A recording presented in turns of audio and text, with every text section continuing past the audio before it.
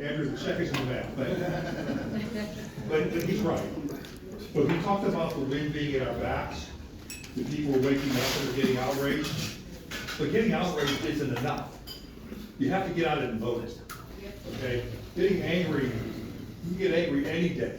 But election day comes once a year. And that's the day where we need to make sure, to come hell or high water, that we're there to make our voices heard. Because if not, that anger and outrage is something that we'll be feeling perpetually. Because we'll have turned this country over to the left. I saw something on X this morning. There's an economist named E.J. Antoni. And E.J. is an economist at the Heritage Foundation. But he was just criticizing the Democrats because they always talk about you paying your fair share. You're not asking for much, they're just asking that all of you pay your fair share. And he asked, well, just what is their fair share of our labor? What is their fair share of the money that we earn? What is their fair share of the resources that we want to spend on feeding and housing our families? It's insane. The Democrats, it's a scam. They've been claiming that they just need people to pay their fair share for generations, but they can't tell you what the fair share is. They keep talking about climate change and your need to support that, but they can't tell you what's the perfect temperature. What should the temperature be to ensure prosperity across the globe? And what do we need to do that? They don't run or campaign on solving the problems that you and your family face on a daily basis. They talk about these nebulous things that can't be measured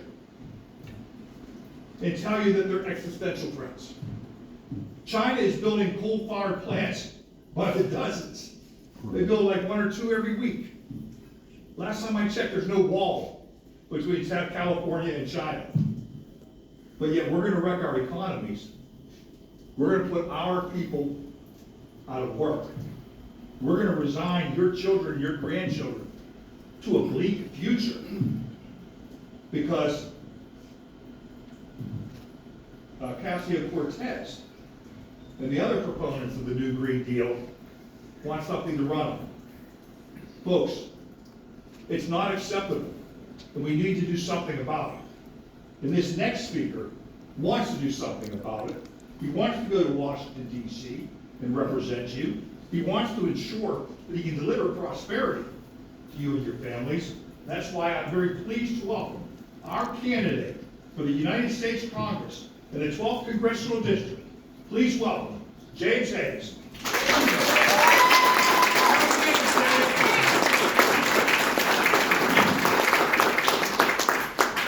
Thank you, Sam, and many thanks to the South Park and Jefferson Hills Republican Committee.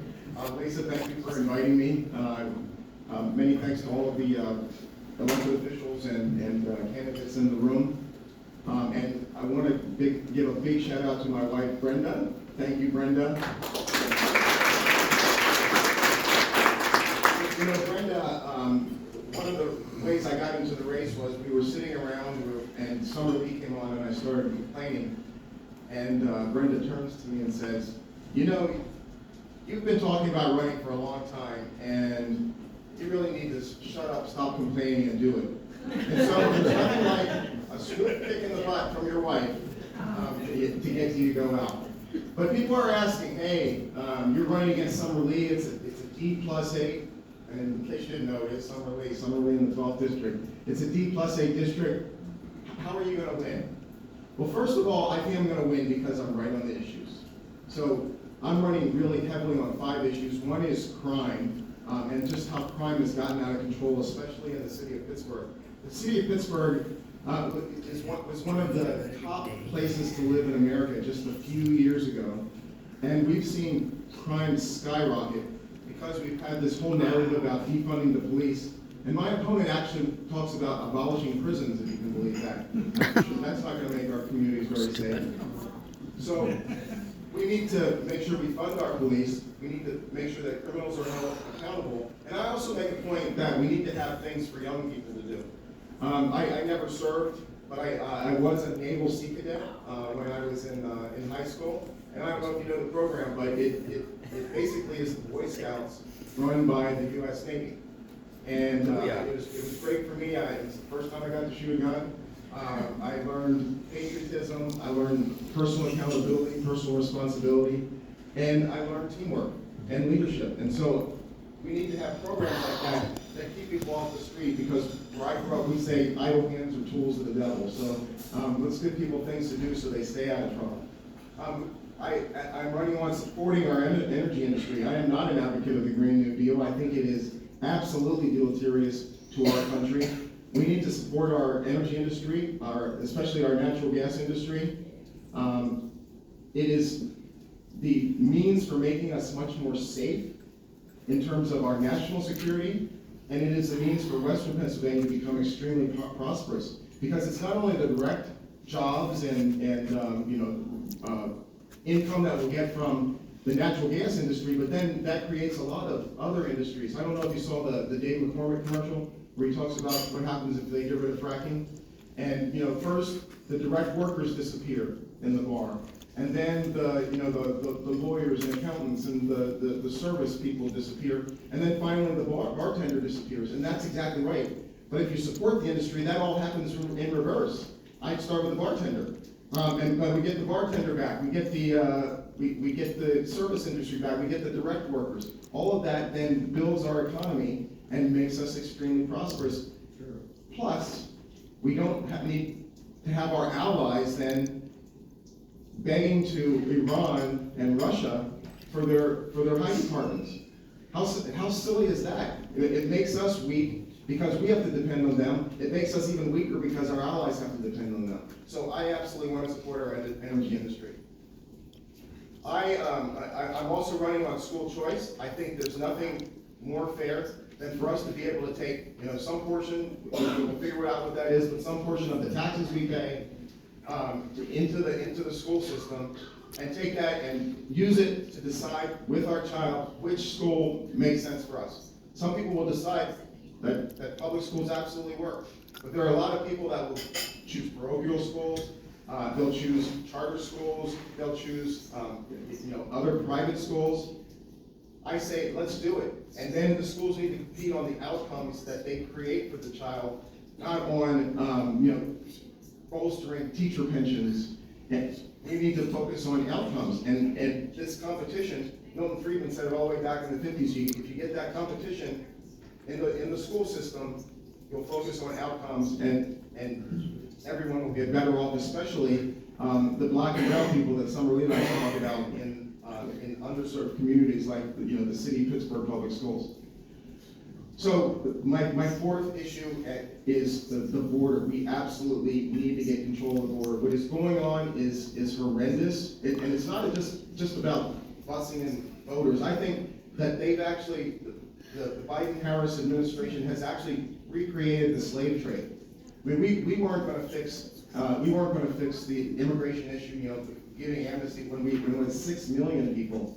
Now we believe we have 20 million people, 20 million illegals in the country.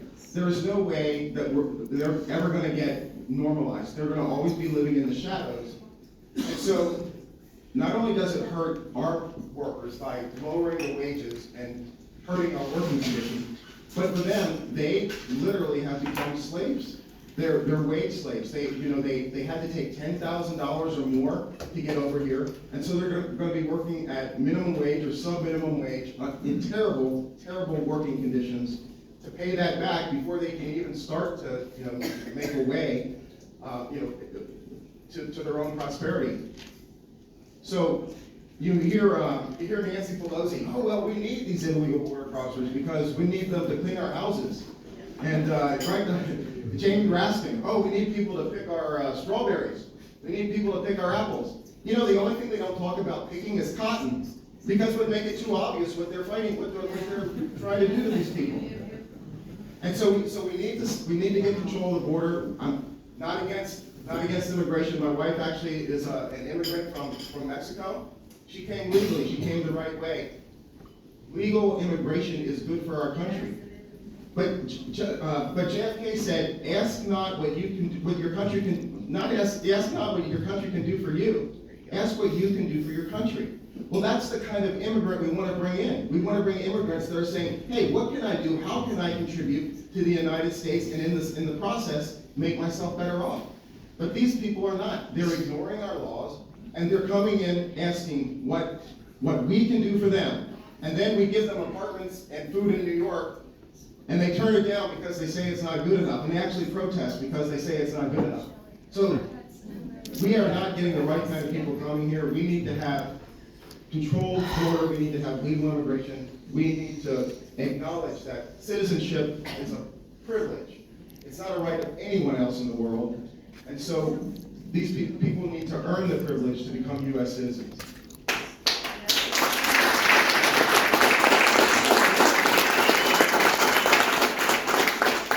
And then my final issue and why I'm going to win is we absolutely need to support our allies, and especially Israel.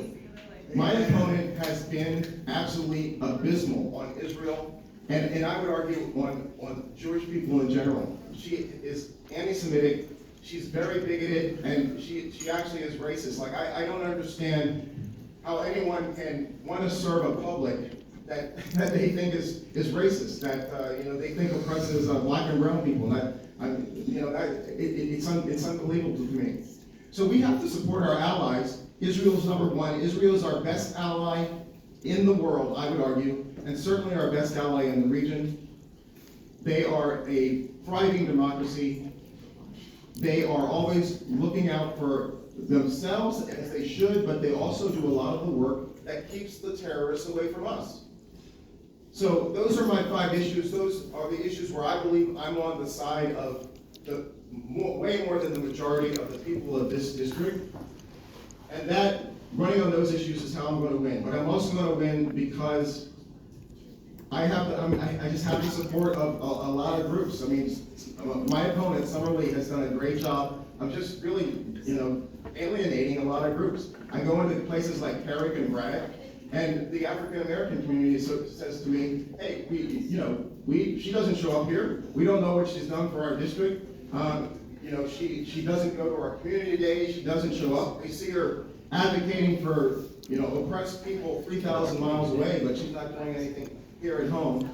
Certainly, the Jewish community, and certainly after October 7th, a lot of members of the Jewish community actually voted for Summerlee the first time, and in the primary, even though she was facing a Jewish opponent, she actually got the endorsement of the 14th Ward, the Squirrel Hill, and was able to beat the primary opponent by 800 votes. It was very close.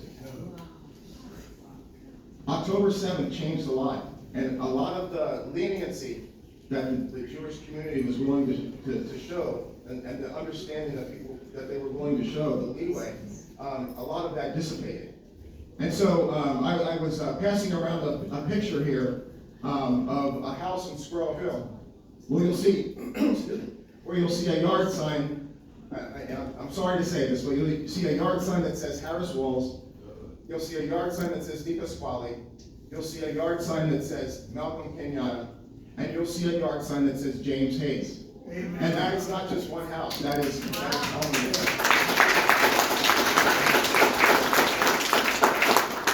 So I will absolutely outperform the top of our ticket in Squirrel Hill.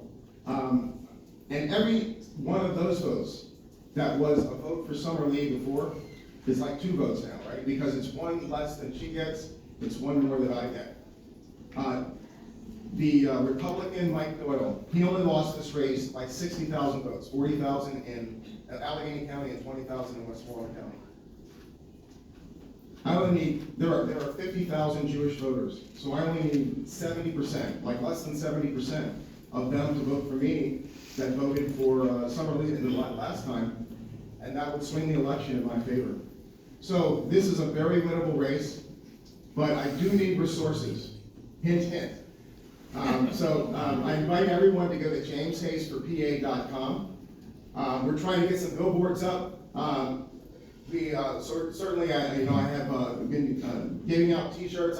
I tell people I don't have money for TV, so I'm buying T-shirts. because, you know, I don't have $250,000 a week to spend on television. But if I could get some billboards up, it'd be really helpful. That you can do is much more efficient. We're gonna have 3 up soon. I'm trying to get the one, outside of the waterfront in Mud Hall. You know, the waterfront there, that gets a lot of visibility, apparently 600,000 views a week. So if you can help, I appreciate it. And I thank you again for letting me speak. And Sam, thank you so much for all that you've done. The Republican Committee of Allegheny County has been very